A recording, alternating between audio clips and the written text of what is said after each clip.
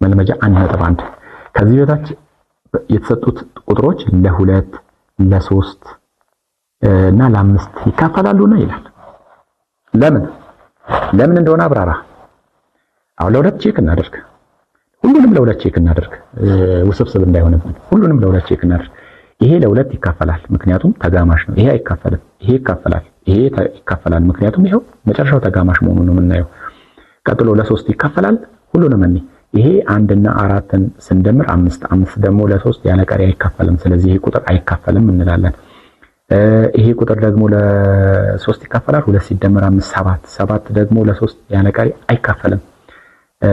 እሺ እንደምራ፣ ሁሉንም እንደምራ። አሁን ይሄንንም ደግሞ ስንደምር 1 እና ይሄ 3 እና 5 8 እና 8 አሁን ስንት ነው?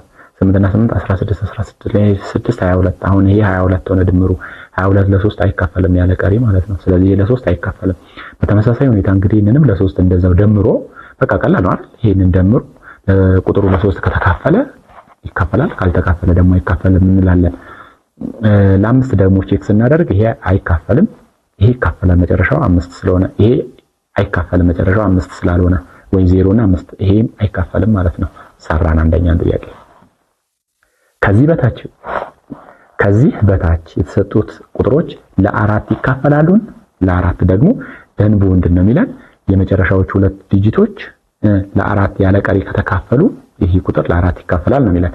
ይሄ 24 ለ4 ይካፈላል? አዎ ይሄ ይካፈላል። ራይት።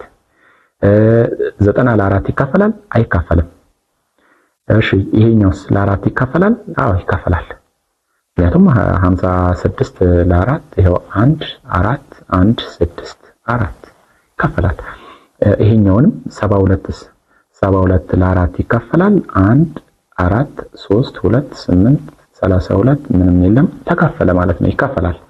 አያችሁ በዚህ መልክ ነው መሰሩት ማለት ነው። ከዚህ በታች የተሰጡት ቁጥሮች ለ8 ይካፈላሉን? ለምን? ለ8 ደግሞ ለ8 ህጉ መጽሐፉ ላይ ያለው ህግ ምንድነው የሚለው? ቼክ አድርጉት እናንተ በሁለቱም ስሩ። መጽሐፉ ላይ ያለው ደንብ ምንድነው? የመጨረሻዎቹ 3ቱ ዲጂቶች ለ8 የሚካፈሉ ከሆነ ነው። ይሄ ለ8 የሚካፈል ከሆነ ይሄ የነኛውና 586 ለ8 ያለ ቀሪ ከተካፈለ ይሄ ቁጥር ይካፈላል። እዚህ ጋርም በተመሳሳይ ሁኔታ እነኚህ ቁጥሮች ለ8 ቼክ ታደርጋላችሁ። ለ8 ተካፍሎ ቀሪው 0 ከሆነ ያ ቁጥር ምን ይሆናል ማለት ነው? ለ8 ያለ ቀሪ ይካፈላል እንላለን። ግን ምንድነው ያየነው ከዚህ በፊት? ይሄ ማለት 4 ሲባዛ በስንት ነው? በ2። ስለዚህ ለ2 እና ለ4 ቼክ ብናደርገው ይቀለናል ብለናል አይደል? ይሄን ለ4 አሁን ቼክ ስናደርገው ስንት ነው የሚሆነው?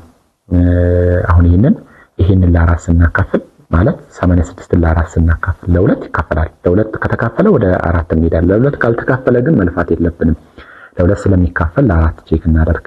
86 ስንት ለ4? ይሄ 2 8 ምንም የለም 6 ቀረ። ከዛ 1 ሆነ 4 ከዛ 2 ቀሪ ስንት ሆነ? ቀሪ ያለው ይሄ ለ4 አይካፈልም። ስለዚህ ለ8 አይካፈልም እንላለን። ቀጥሎ ይሄን ደግሞ 96 አሁንም ይሄንን ለ4 ይካፈላል። አያችሁ ይሄ ስንት? 2 8 1 አለኝ 6 4 16 ቀሪው 0። ስለዚህ ይሄ ቁጥር ለ8 ያለ ቀሪ ይካፈላል ማለት ነው። ይሄ ይካፈላል። ይሄኛውን ደግሞ ስናይ 56 አይደል? 56 ለ4 ይካፈላል 1 4 1 6 4 16 ምንም የለም ቀሪ ስንት? 0። ስለዚህ ይሄ ቁጥር ለ4 ይካፈላል እንላለን። እዚህ ጋር 20 ነች። 20 ደግሞ ለ4 ያለ ቀሪ ይካፈላል 5 ነው። ስለዚህ ይሄም ይካፈላል እንግዲህ እንዳየነው ማለት ነው። ይሄም ይካፈላል። ከዚህ በታች የተሰጡት ቁጥሮች ለ6 ይካፈላሉና ለ6 ደግሞ ስንት ነው? 2 ሲባዛ በ3 ለ2 እና ለ3 ነው ቼክ የምናደርገው። እንግዲህ እንደተለመደው ይሄ ቁጥር ለ2 ይካፈላል?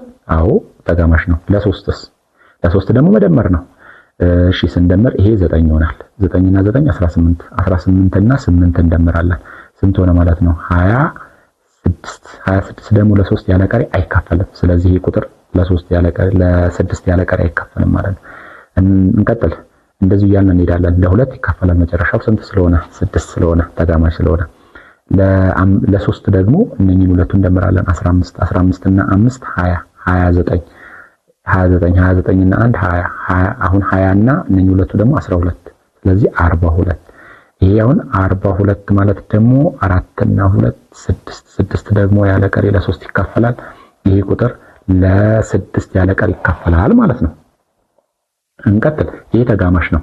ተጋማሽ ስለሆነ አሁንም እንደዛ እያልን እየቀጠልን መሄድ እንችላለን። ይሄ ስንት ነው? 11 እና 12 ላይ 8 20። አሁን 20 ከሞላ ይሄ ቁጥር እነኚህ ደግሞ ስንደምር ይሄ 7 ነው። 27 ለ3 ያለ ቀሪ ይካፈላል። አዎ። ስለዚህ ይሄ ለ2 እና ለ3 ያለ ቀሪ ስለተካፈለ ለ6 ያለ ቀሪ ይካፈላል እንላለን። እንቀጥል። እዚህ ጋር ይሄ ደግሞ 8 ነው። ስለዚህ 8 በ4 32 ነው። 32 ደግሞ ያለ ቀሪ ለ3 ይካፈላል? አይካፈልም። ስለዚህ ለ6 አይካፈልም ማለት ነው ይሄ ቁጥር። ከዚህ በታች የተሰጡት ቁጥሮች ለ7 ይካፈላሉ ነው ይላል። የለም፣ ደንብ የለም። አውቆ ነው የጠየቀን። ይሄን መጽሐፉ አውቆ ነው የጠየቀን።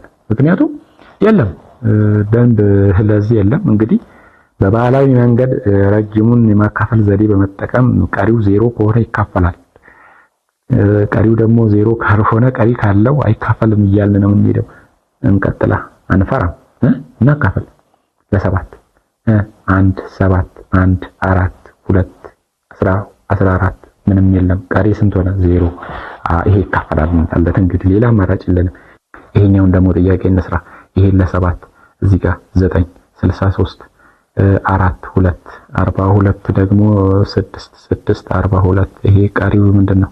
0። ቀሪ የለውም፣ ይካፈላል ማለት ነው። እነኚህ ቁጥሮች ቀሪው 0 ከሆነ ይካፈላል ማለት ነው። ይሄ ደግሞ ለስንት? ለ7 ይሄ 1 7 1 8 2 14 4 ላይ ደግሞ 7 ትለጠፋለች መጣ 6 42 ይሆናል። 42 ደግሞ 5 6 መጣ ትለጠፋለች። ስንት ነው የሚሆነው? 8 56። አሁን ይሄ ሲቀናነስ ቀሪው ምን ሆነ? 0። ስለዚህ ቀሪው 0 ከሆነ ደግሞ ለ7 ይካፈላል ማለት ነው። እስቲ አረጋግጡ እናንተ፣ ቼክ አድርጉ። እኔ አሁን እየፈጠንኩ ስለሆነ ምናልባት ሚስ አድርጌ ሊሆን ይችላል። ይሄንን 7 27 ስንት ይሆናል? 27 3 21 6 4 ይሆናል።